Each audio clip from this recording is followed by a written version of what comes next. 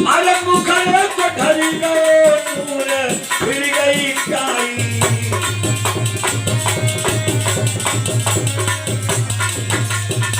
जवाब दिया तुम रात की सोती घर में जान में लय लही धमकाई। अरे बादिन की करियो याद कसम जब आई। बादिन की करियो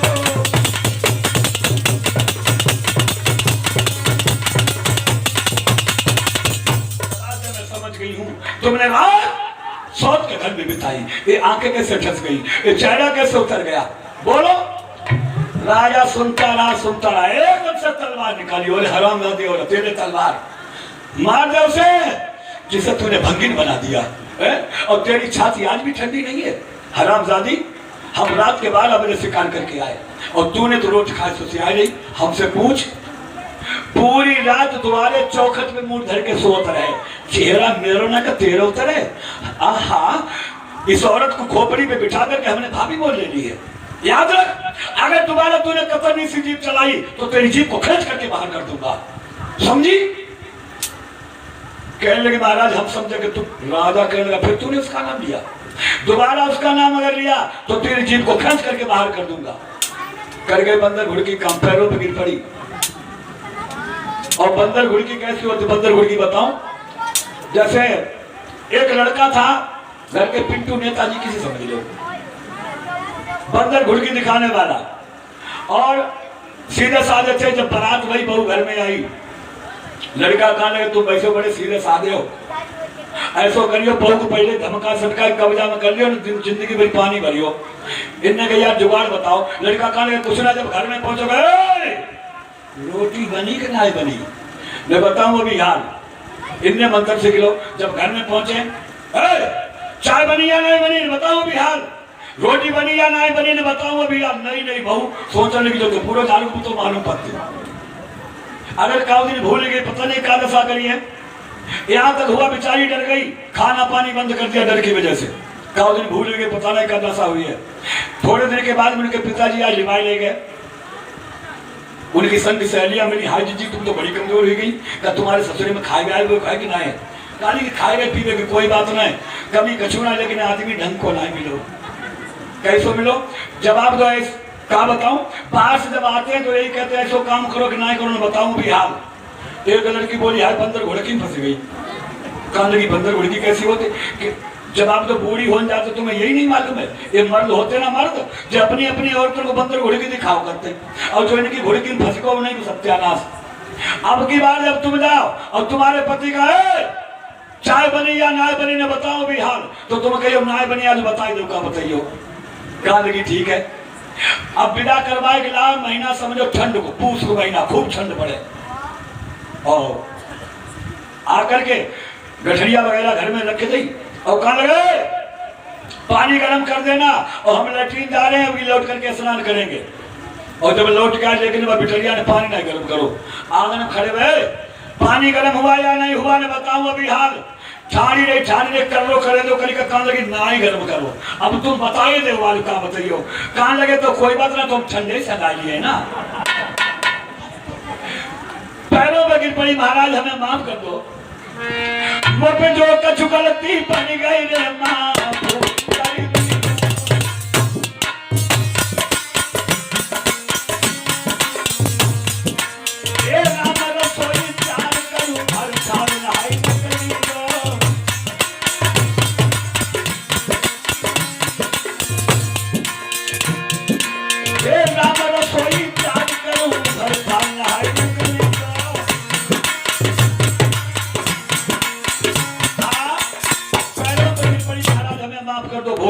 किया है।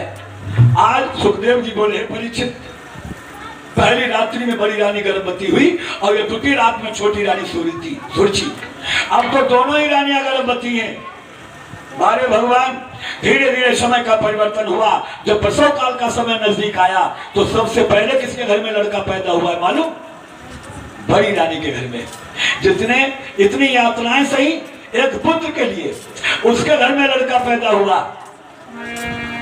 अब थोड़े दिन के बाद में के सुनियो मेरे भाई, और जेठी रानी ने मेरे भैया चलो लगा है औकारी।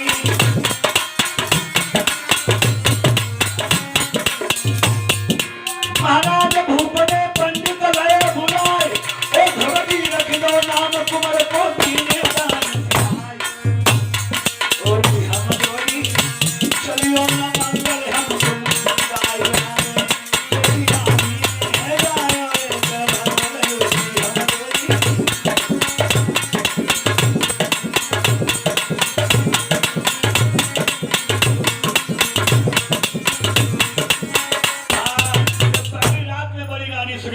लड़का पैदा हुआ।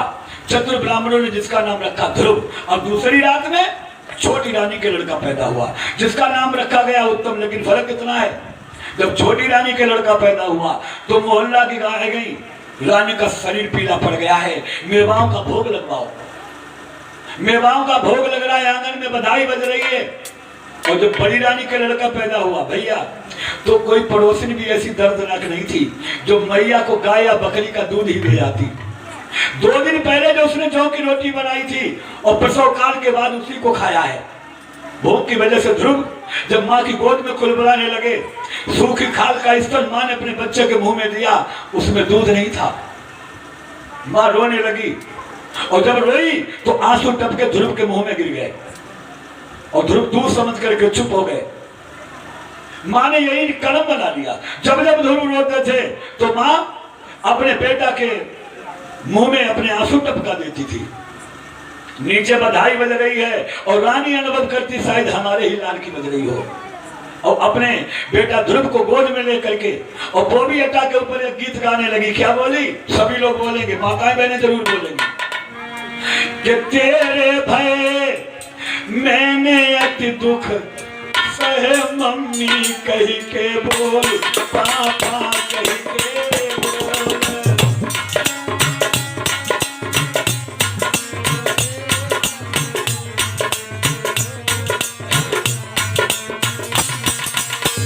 तेरे भय मैंने अति दुख सहे मामी कही के बोल, पापा कही के बोल।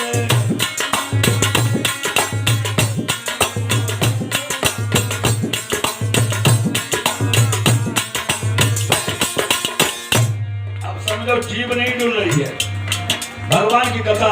और जब लड़का बरात के लिए जाए और जब घर में जब नकटो करे सब देखो, अब भगवान का नाम लेने में संकोच हो रहा है। अरे तेरे भले में बेटा सास लिया रूठी,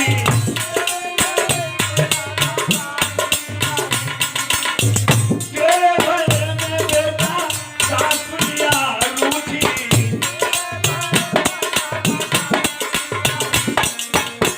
अरे मोहे सासू मनई बेटे भाई अति देर मामी कही के बोल, पापा कही के बोल।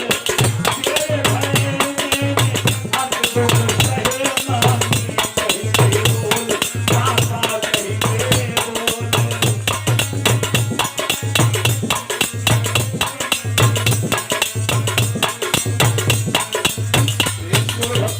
भगवान की, अपने अपने गुरुदेव भगवान की। और कल भगवान कन्हैया का जन्म हुआ था, आज ध्रुव का जन्म हुआ है। और आज हमारे परीक्षित बाबूजी ने बड़ी सुंदर पंजीरी तैयार की है, हुई पाई कि नहीं? बड़ी सुंदर पंजीरी तैयार की है भगवान के। आज 2 भक्तों का, 2 महान मूर्तियों का, 2 परमात्माओं का अवतार हुआ है, ध्रुव और भगवान कन्हैया का।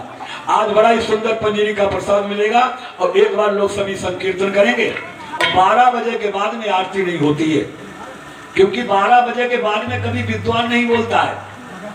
नेताजी कौन बोलता है मालूम? उल्लू। 12 बजे के बाद में उल्लू बोला करते हैं, लेकिन विद्वान नहीं बोला करता है। इसलिए सभी लोग एक बार संकीर्तन करेंगे भगवान के नाम का कि राम राम। माताएं बहनें सभी बोलेंगी, अरे रटाना लागी जीभिया राम राम।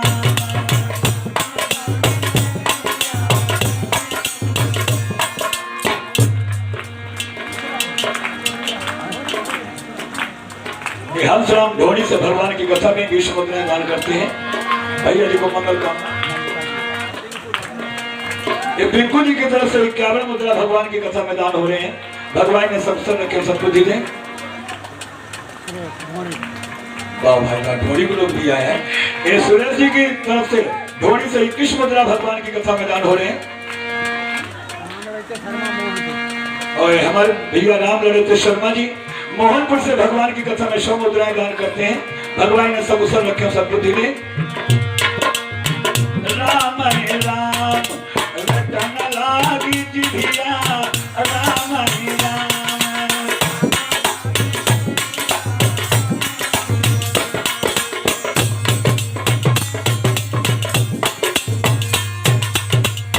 आखी कहाई हम दर्शन करी हो,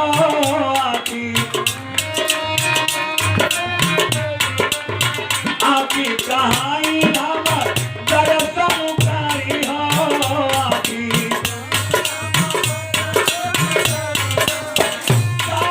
कहाई हम सुनी है कथा रटन लागी जिभिया, राम राम रटन लागी जिभिया।